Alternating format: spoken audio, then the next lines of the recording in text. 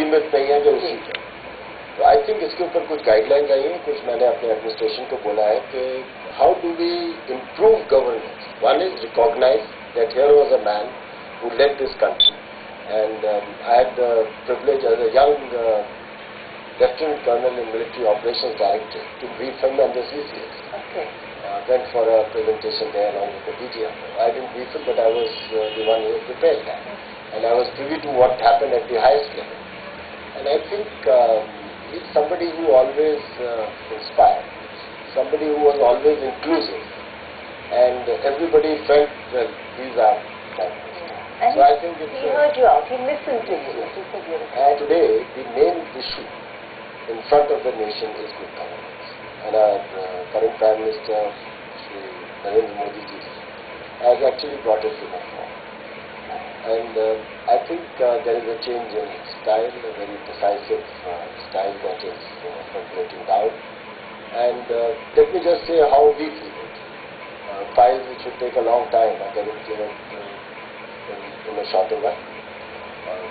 I have access to every minister I want to meet, and my problems or our problems of handling administration are being looked at in a very fast time frame. Turnaround time is good, because unless that happens, I think you lose track of things. And I think the most important thing in good governance that is being established and that needs to be reinforced is responsibility and related accountability. Absolutely. I think good governance cannot happen unless people take ownership, like you said, and responsibility, and then they are held accountable. They are given a pat when they do a good job, and they are also pulled up when they don't perform their role. In fact, there is a few lines that I remember, which goes on to say that people in high places or who occupy high appointments are there to serve the people and the nation. And therefore, commitment to their job, fidelity to their oath, and the nation and citizens before self should be the guiding factor. And I think that is the essence of good governance. Key distinction between somebody who delivers good governance and somebody who doesn't deliver so much of good governance is basically passion. Does he have that fire burning and is ready to take that job forward, to surmount the difficulties? Because there is no difficulty which can't be surmounted. Difficulties are there. Also, I think when you essay governance, when you're a foot soldier or somebody playing a role in essaying governance, then you can also be a citizen, but your role is moving away from the self to society, from me to the we. And if that focus changes to say, it doesn't matter the right that I have by virtue of my position in governance, what is my duty by virtue of my position as governor? You preempted me with what I wanted to say. You see, I think a leader, a role model leader, has to have great communication skills. He needs to be able to reach the last man, the last woman on the ground. They should feel a connect with him. They should feel a connect. And I think Hon'ble LG is a very good example of that. And so is our present Prime Minister. His communication skills are something that one learns from all the time when he comes and you see him there. You mentioned a little while ago about rights and duties.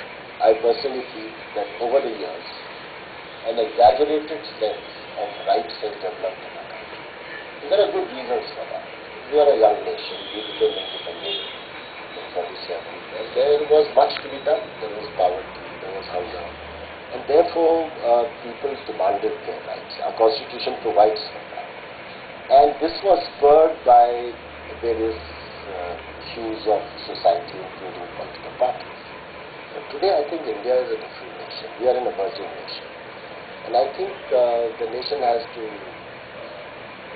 take stock of how much of rights can we keep reinforcing without a complementary sense of duties and obligations.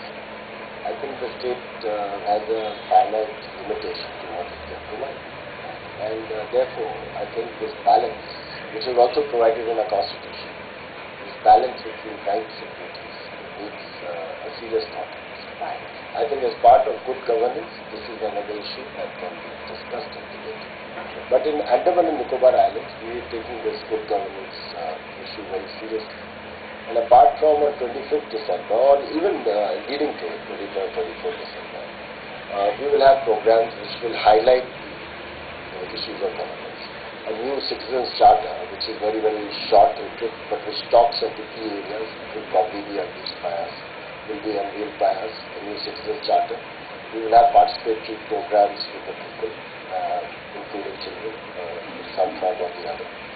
And then I think the true tribute to Atalji and good governance would be if we follow up and implement. So it's not, I don't see good governance as a one-day thing, but I think that is the start on which our focus must come deeper and deeper. Right, as they say, from outlays to outcomes. That's very critical. Now the difference that you see between the Andaman and Nicobar Islands, your role there, and governance in Puducherry. Well, both are UTs. As you may be aware that I have additional charge of the UT of Puducherry for the last 5.5 months. Both are unique in their own ways. Puducherry is an old French colony and spread in 4 places. Puducherry, you have Pondicherry, you have Karaikal, you have Yanam. These two are surrounded by Tamil Nadu.